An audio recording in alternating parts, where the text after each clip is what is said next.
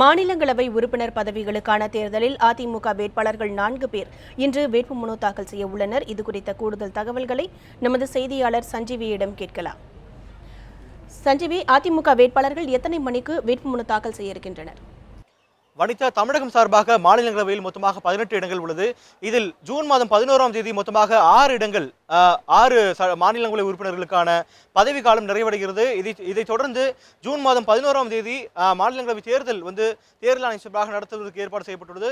இதைத் தொடர்ந்து செவ்வாய்க்கிழமை சென்ற செவ்வாய்க்கிழமை 24ஆம் தேதி முதல் அடுத்த செவ்வாய்க்கிழமை 31ஆம் தேதியும் அந்த நாமினேஷன் அதற்கான வேட்புமனு தாக்கல் சென்னை தலைமைச் செயலகத்தில் உள்ள சட்டப்பேரவை செயலாளர் ஜமாலுதீன் பெற்றுக்கொள்கிறார். அவர்தான் இதற்கான தேர்தல் நடத்தும் அதிகாரி.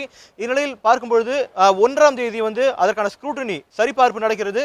3ஆம் தேதி போட்டியிட விருப்பமில்லாதவர்கள் மீண்டும் மனுவை திருப்பிக் கொள்ளலாம்.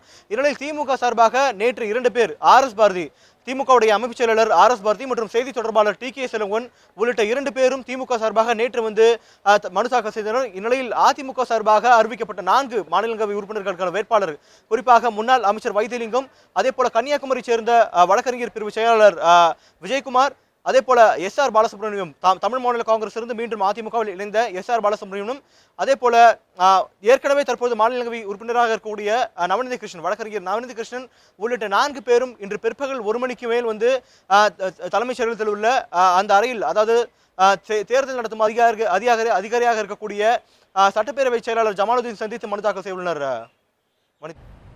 சஞ்சீவி, அதிமுக வேட்பாளர்கள் 4 பேர் இன்று பிற்பகல் வேட்புமனு தாக்கல் செய்ய இருக்கிறார்கள். அவர்களுக்கான வெற்றி வாய்ப்பு எந்த அளவிற்கு இருக்கிறது?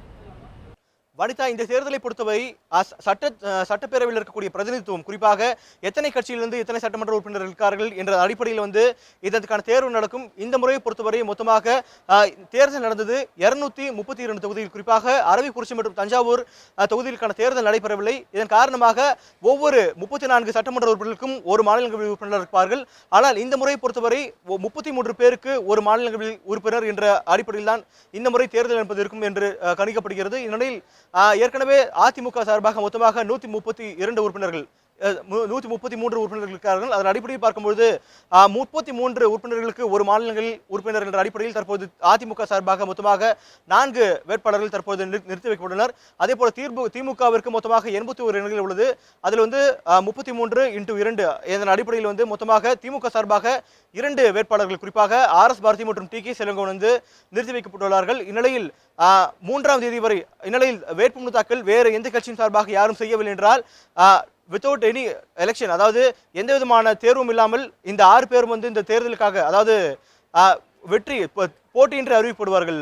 வனிதா, சஞ்சீவி, உங்களோட கூடுதல் தகவல்களுக்கு நன்றி.